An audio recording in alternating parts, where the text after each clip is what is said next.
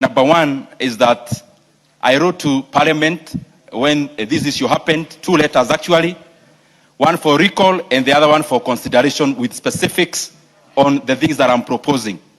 And I am happy that tomorrow I'll be appearing before the Budget Committee to further those proposals, and on Friday I'll be appearing before the Finance Committee.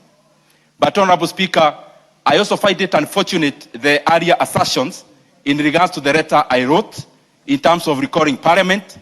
Honorable Speaker, as all of us know, as Kenyans know, the role of the Member of Parliament as to when they actually deposit the letter to the relevant office. It's not my responsibility to look for the holder of the office. He could be chairing a meeting in Bugoma, for example, for a political party, or any other. Honorable Speaker, it's not my role to look for them. And I say so because this issue went to the media way after I raised it. And Honorable Speaker, it is not my responsibility to call office holders to come back to the office and check the communication from various members. Member for Kiharu, please do not challenge the Speaker's ruling. Okay. Be careful to just use your minutes to prosecute your issue. The second thing, Honorable Speaker, that I want to raise, we now have a government that has been swallowed by the opposition, and the other way around, an opposition that is in government. We have leadership on both sides, on the government and the opposition, singing the same choir, Honorable Speaker. Who will stand in for Kenya's, Honorable Speaker, if we don't fill up the gap, Honorable Speaker? We must do what we must, Honorable Speaker, because the current situation... Order, Member for Kiharu. Honorable Member for Suna Speaker, East. What is out of order? What's out of order, Madam Speaker, is I want to educate my younger brother that there is no opposition in Parliament. What we have in Parliament is majority side and minority side. And every member, in accordance with the Constitution, is supposed to hold the executive accountable. You don't expect the minority to do, you don't have to be a minority to hold the government accountable. Even the majority where you belong, that is why nowadays you are talking the way you are talking. You've made your point, so, Madam Speaker, no, let me finish. Madam Speaker, the second order, it is more of a point of information, not point of order. What is out of order? The manner in which the member has spoken about how to call for a special sitting of the House. Madam Speaker, that matter is well articulated in the standing orders. That you has been dealt with. Order, members. Honorable members, the Speaker already gave a ruling, and the member for Kiharu has been guided accordingly, because that issue has been dealt with. Honorable Karoli, there is no one on the floor. You cannot be possibly on a point of order. Member for Kiharu. Honorable Speaker, I want to request Honorable Junet. An ignorant member cannot inform the House. I need no information from you. I know what I'm talking about. Thank you, Madam Speaker. Madam Speaker, is the Honorable Member for Kiharu, Ndindi Nyoro, in order to call an Honorable Member of this House ignorant? Is he in order to refer to an Honorable Member as you have made your point. And Member for Kiharu, you certainly know the rules of this House. You know what is parliamentary, what is not parliamentary. Do not throw aspersions to your colleagues. Thank you, ma'am. Thank you, Honorable Speaker. Can I continue? Let me hear the member for Kiharu first. Yeah. I'm doing my submissions, Honorable Speaker. Honorable Speaker, and I hope those minutes are not eating into my time, Honorable Speaker. The second thing, Honorable Speaker. Member for Kiharu. I want to... Member for Kiharu, a point of order has been raised on you calling a member ignorant. I certainly agree with the honorable member that you cannot possibly call a member ignorant. So I will ask you to, please don't assist me, honorable members. Do not assist me. Honorable member for Kiharu, the specific issue on ignorant, you will withdraw it. Honorable Speaker, I never called any member ignorant. I said the information he was giving me was not sufficient enough to be an information, Honorable Speaker.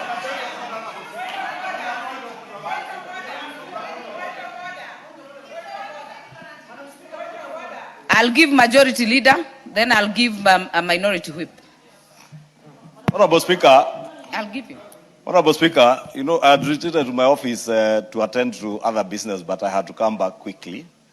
when I heard the member for Kiharu cast aspersions on the person of the speaker. Because you do not need to name anybody by name. But what you say could be casting aspersions, and I thank you, Honorable Speaker, because you guided the member that he cannot and he must never cast aspersions on the Speaker or any other honorable member. Madam Speaker, Madam Chair, first, this is a House of Record. I stood up on a point of order. I did not request you to give me a point of information, because Honorable Ndindi is one of the least people I can inform, Madam Speaker, because we don't have that relationship of informing each other. But I was standing on a point of order to bring to your attention, and you asked me twice, what is your point of order? Twice on record. And I told you one is about the issue of how to recall the House for a special sitting, because he was disputing what the substantive speaker had said. Secondly, was the issue of, there's an issue I raised with him about what were some of the issues he raised. Now he has turned the whole thing that I'm informing him. Why should I inform him? I don't come from Kiharu. Why should I inform you? And Honorable I don't intend to live in Kiharu. I have heard all of you, and the one thing I agree with is what Majority Leader and all of you have said. We must maintain decorum in this House. I would require that we actually check on the Hansard kindly, because I also recall I was insinuating on what he said, not the person, Honorable Speaker. And clearly, as you actually ruled yourself, Honorable Speaker, the member was out of order, Honorable Speaker. I ordered withdrawal, not apology. Yes. Go on, Honorable Member for Kiharu. Honorable Speaker, my proposal is as follows. If we check the landing cost of both super petrol and diesel in Kenya, Honorable Speaker, taxes in terms of petrol account for 74 shillings and diesel account for close to 70 shillings, Honorable Speaker. And my proposal is simple, and the decision lies on this House. One, Honorable Speaker, is that we must make a decision now to lower pump prices, or we are going to deal with a much more sticky situation to our economy in the future. Honorable Speaker, when prices are rising, it is temporary, because the issue that is there globally is temporal. But there are decisions we can make that will affect our economy in the next many months to come, Honorable Speaker. Some of the variables of the economy, for example, take one, like fares.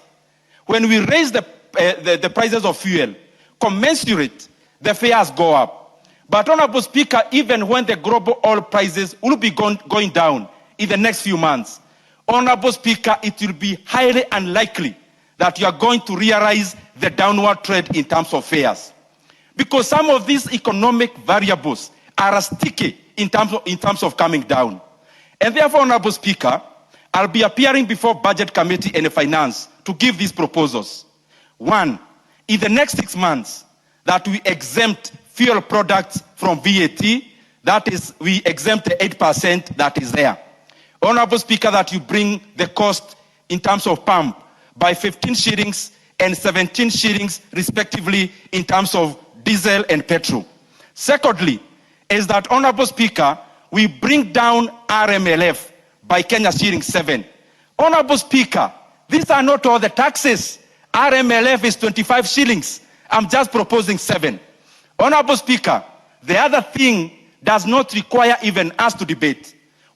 And that is, we lower the margins of the importers and the people involved in the oil business. And I'm proposing 4 shillings. Because, Honorable Speaker, it used to be 12 shillings, now it is 17 shillings. And the last proposal, Honorable Speaker, is that we invoke the money we already have in the Fuel Stabilization Fund so that we subsidize diesel further, Honorable Speaker. And if we do all these things, Honorable Speaker, the pump price will be around 187 shillings, Honorable Speaker, for petrol and diesel. Honorable Speaker, some people then are arguing, how are we going to recover the shortfall in terms of the revenues that are put forth? Honorable Speaker, we will go to the expenditure side.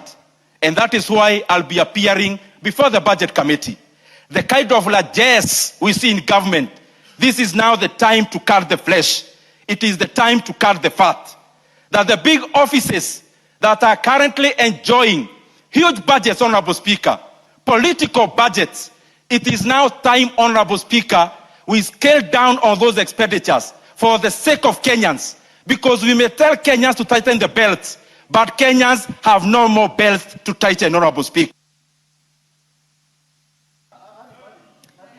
Member for Kiharu, you have 2 minutes. The other thing, Honorable Speaker, that we have to be aware of, we can talk about global oil prices. It is fine. In 2022, a barrel of oil in May was around $120 per barrel. Now we are talking at around $90 per barrel as of today. Global oil prices were higher in 2022 than now. But now, the pump prices are higher than 2022. There is one denominator in there, Honorable Speaker.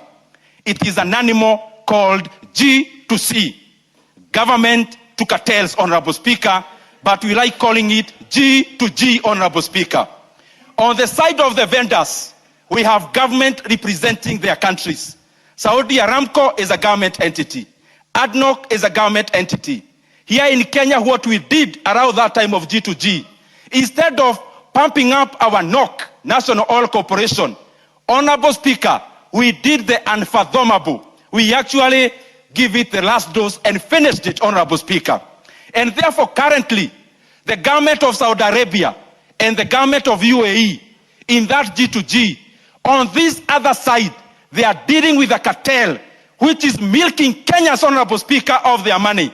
That there are people currently smiling out of profits Majority when the Leader. Kenyan people, Honorable Speaker, are having pain in the... Ndindi Nyoro. Honorable Speaker, I didn't want to interrupt the member for Kiharu, but you know, these are House of Records. And the Honorable member for Kiharu pretends that G to G is not G to G, is G to C, and says it is government to cartels. This House and the country would benefit more from the member for Kiharu if he would substantiate and inform this House who are these cartels, because he seems to know them. Number two, Honorable Speaker, the member pretends that global oil prices were high in 2022. It would also be important for him to let the country know what was the cost of freight then, and was the Strait of Hormuz open then and today? Because you just need to have a good analysis of the landed costs of fuel today. And you will see that part of what is bedeviling the global economy, not the Kenyan economy, is the cost of freight. The same way, even airlines today are having to detour, take longer routes, and take a hit on their profits. You've made And your some point. park in their vehicles. Majority Leader. Their equipment. You've made your point. Let Honorable Member for Kiharu respond and finish. Honorable Speaker, in response, just to make it very clear to all of us, the fuel from Saudi Arabia does not pass through the Strait of Hormuz. So let us not keep on misinforming Kenyans in looking for short solutions, Honorable Speaker. Lastly, I beseech you, my brothers and sisters, today, we have many times stood in terms of where we are politically. There is now a test before us, and I call upon all of us, let us stand on the side of Kenyans for once, Honorable Speaker. There is something this House can do in terms of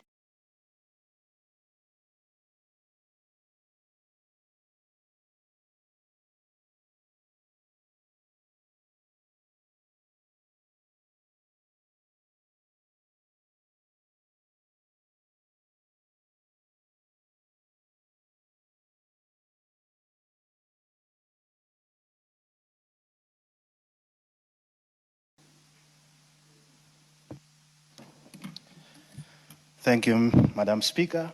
Madam Speaker, it's true.